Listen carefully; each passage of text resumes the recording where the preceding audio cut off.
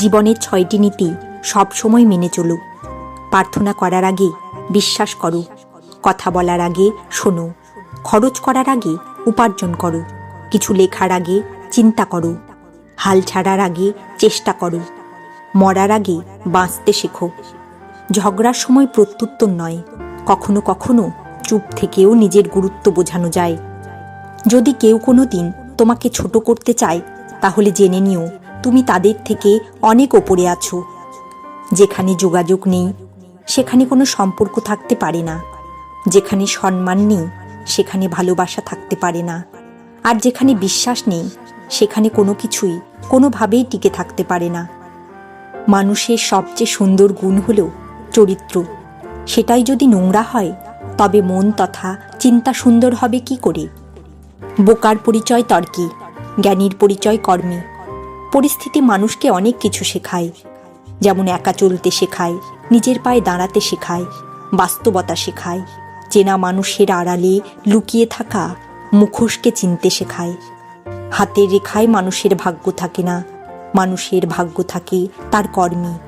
অহংকার আর হিংসা ত্যাগ করো, কারণ তুমি এই পৃথিবীর অতিথি, মালিক নও। ঈশ্বর চিত্রে নয় চরিত্রে থাকে, তাকে খুঁজতে গেলে মনকে আগে মন্দির বানাতে হবে। বয়স্কদের সম্মান করো যখন তুমি যুবক, দুর্বলকে সম্মান করো যখন তুমি শক্তিশালী, ভুলগুলোকে বুঝতে শেখো যখন তুমি ঠিক, কারণ একদিন তোমারও ভুল হবে, তুমিও বয়স্ক হবে, তুমিও দুর্বল হবে। সম্পর্ক থাকলেও অনেকেই আপন হতে পারে না, কারণ আপন ভাবা ও আপন করে নেওয়ার জন্য সুন্দর মানসিকতা ও সুন্দর মনের প্রয়োজন হয়, যেটা সবার মধ্যে থাকে না। সময় বড় মূল্যবান জিনিস, যে সময়ে সঠিক ব্যবহার করে তাকে পরাস্ত করবে এমন কোনো শক্তি পৃথিবীতে নেই।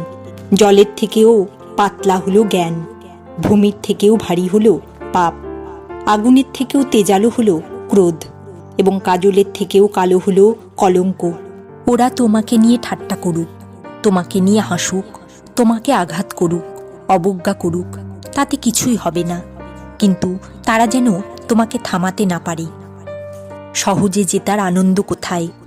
বাধা যত বিশাল, বিজয়ের আনন্দ ততই বাঁধ ভাঙা।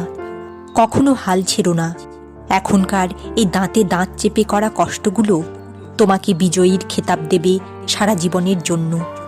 তোমার স্বপ্ন আর তোমার মাঝে দাঁড়িয়ে আছে কেবল একটি জিনিস, সেটি হচ্ছে অজুহাত। যে মুহূর্তে অজুহাত দেখানো বন্ধ করে কাজ করা শুরু করবে, সেই মুহূর্ত থেকে তোমার স্বপ্ন আর স্বপ্ন থাকবে না, সেটি বাস্তব রূপ নিতে শুরু করবে।